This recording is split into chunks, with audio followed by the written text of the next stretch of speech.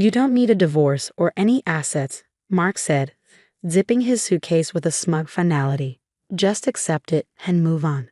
His smirk made my blood boil, but I kept my face neutral, watching my husband of 12 years pack up his life like it was nothing more than a weekend getaway. I'm Olivia Barrett, 35, and at this moment, I was watching my marriage unravel in the bedroom we once dreamed in, while his 20-year-old girlfriend waited in a car outside, the same house we built together, the one that was supposed to be our forever. So that's it? I asked, my voice far steadier than I felt. You're just leaving with Amanda and expecting me to stay legally married while you play house with her. He paused, raking a hand through his graying hair he'd started dyeing recently, a detail that now screamed midlife crisis. Look, a divorce would be messy, he said. This way's cleaner. You keep the house. I keep my assets. Everyone's happy. I nearly laughed. Almost. Everyone's happy, I repeated, soft and sharp. Is that what you tell yourself at night to sleep? He gave me that look, tired, irritated, impatient, the one I'd seen more and more over the past year. Don't start with the guilt trips, Olivia. We both knew this was coming. Things haven't been right for a long time. Of course they hadn't been right, not since the late nights at the office where Amanda just happened to intern, not since the secretive texts, the locked phone, the way he picked apart everything I did, from my job to the clothes I wore.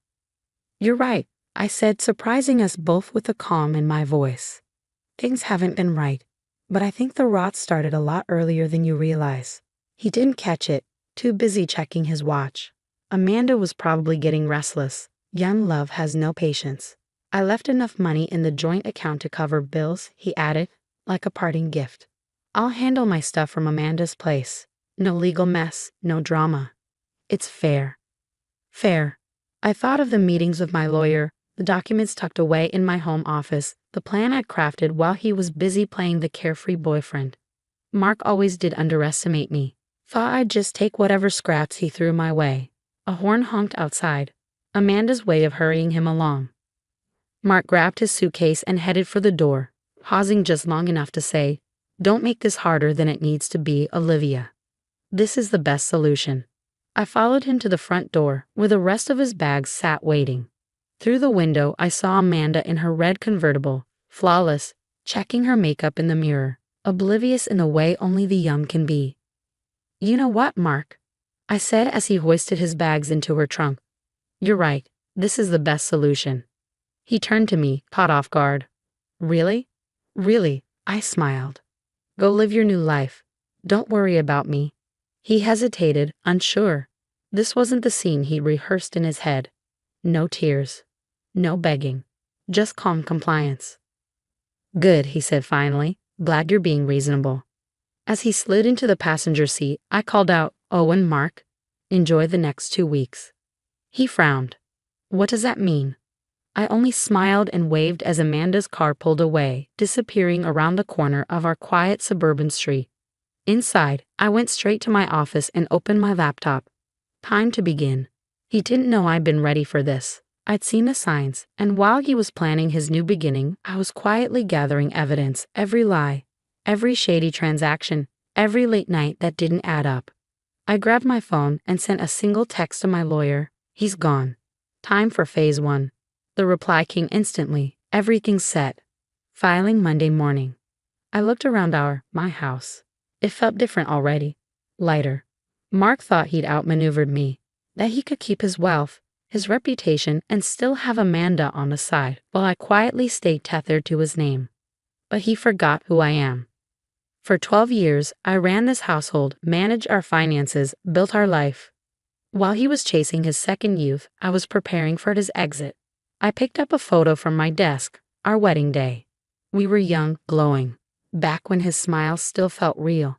I flipped it face down and slid it into a drawer. 2 weeks, I whispered.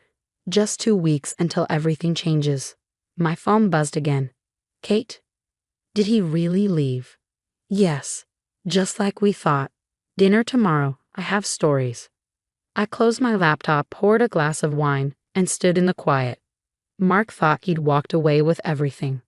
But the truth, he'd left it all behind. I raised my glass to the silence, to the space he no longer filled. Here's to new beginnings. Exactly 2 weeks after Mark left, my phone rang just as I was finishing my morning coffee. His name flashed across the screen.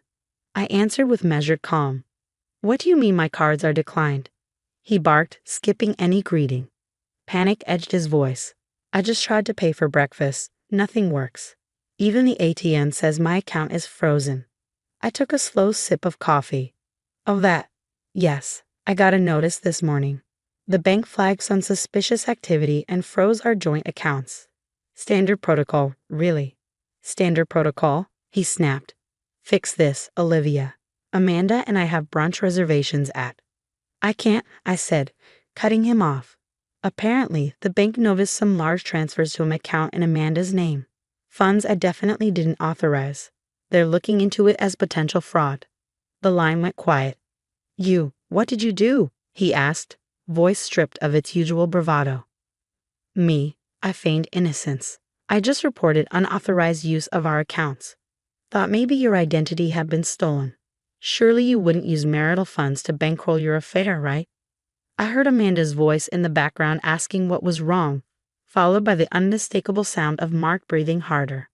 "You've probably noticed your credit cards are frozen too," I continued casually. "Credit card companies take fraud reports seriously.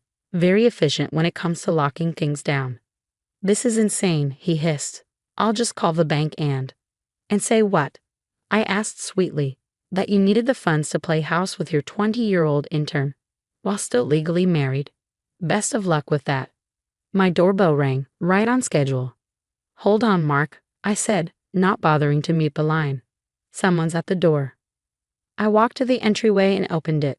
Officer Sanders stood there, crisp uniform and clipboard in hand. "Mrs. Barrett, hear about the financial fraud report." I made sure Mark heard me loud and clear. "Yes, officer, please come in. I've got all the documentation ready." "Olivia?" Mark's voice came through the speaker, rattled now. "Wait. Who's at the house? What's happening?" "Just the police, Mark. Standard procedure, remember." He cursed under his breath. "Listen, we can talk about this. I'll come over and—" "Oh, before I forget," I said, stepping back into the living room, "you should know I filed for divorce. Your lawyer should have the papers by now, and so does Mr. Peterson." The line went dead silent. Amanda's father, the senior partner at Mark's firm, the man who just promoted him, and the man who now had copies of every bank transfer, every hotel receipt, every charge tied to Amanda and billed to our accounts. "You didn't," he said hoarsely. "I already did. The home equity withdrawals you made to help Amanda buy her car. Those are of particular interest to the authorities." Officer Sanders took a seat as I wrapped up the call. We'd already gone through the evidence last week. Today was just protocol. "Olivia, please," Mark said, voice shaking. "We can work this out. I'll sign whatever you want." "How generous," I said. "Unfortunately, it's not up to you anymore.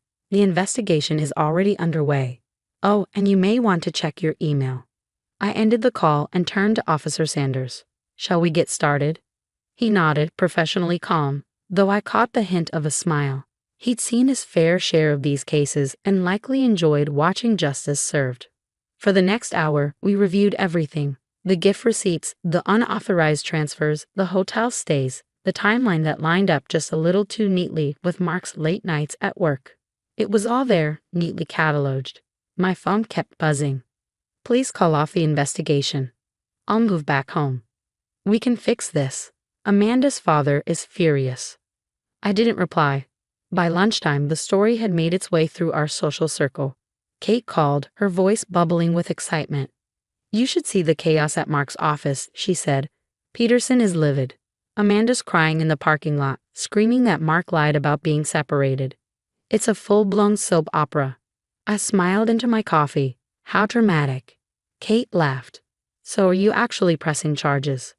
"That depends on Mark," I said. "The divorce papers outline his options. Sign and agree to my terms, or I pursue criminal charges. He has 24 hours. A new text came in. "I'll sign. Anything. Just stop this." I forwarded it to my lawyer, then leaned back into the silence of my home. My home secured in the divorce agreement. The one asset Mark had tried so hard to protect, now entirely out of his reach. He thought he could rewrite the rules, that he could walk away clean, keep the house, the money, me as a legal safety net, while he played fantasy husband to someone else. What he forgot was that I've always been the one keeping everything together. My phone buzzed once more. Mark signed. Divorce finalized in 90 days. Congratulations. From my lawyer. I smiled, deleted his number, and set my phone down. Sometimes revenge doesn't need drama or destruction. Sometimes it's just showing someone exactly who you became while they were too busy looking away. 6 months after Mark signed the divorce papers, I stood in my new kitchen with a cup of coffee, reading an email from my lawyer. The divorce had been final for 3 months, but I was still seeing the effects of everything Mark had done. The email said, "Just a quick update. Mark was asked to leave the firm yesterday. Mr. Peterson didn't want someone with bad judgment and ethics as a partner." I closed my laptop, feeling a mix of emotions. Not joy, exactly, just a sense of peace. Life has a way of setting things right. Later that morning, my friend Kate came over, holding a bottle of champagne and grinning. "Did you hear the news?" she asked as she sat on my new sofa, the first piece of furniture I bought after redecorating. "Amanda's engaged." "Already?" I raised an eyebrow. "To someone her age," Kate said, opening the champagne. "She says she wants someone more emotionally mature." Her words. We laughed. Mark had thrown away 12 years of marriage for a relationship that didn't even last 2 months. "What about Mark?" I asked. "Last I heard, he's living with his brother. Still job hunting. Not easy when your last boss won't recommend you." I nodded, thinking about how Mark had always been so sure of himself and his job. He never thought everything could fall apart so fast. "Do you have any regrets?" Kate asked. I paused. Not about reporting his fraud, and not about ending the marriage. Sometimes I feel sad that someone I love changed so much.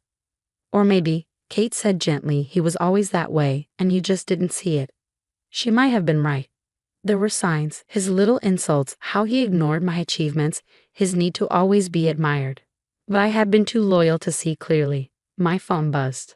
A text from my neighbor Susan. "You won't believe who just drove by your house." I could guess. Mark. 3rd time this week. Should I be worried? "No," I replied. "He's just realizing what he lost." That afternoon, I walked through my home now. Every room had been redone to match my style. The dark, heavy furniture Mark liked was gone. I'd replaced it with bright, airy pieces that made me feel calm and free. His old office? I turned it into a yoga room, a quiet space for me to relax and heal.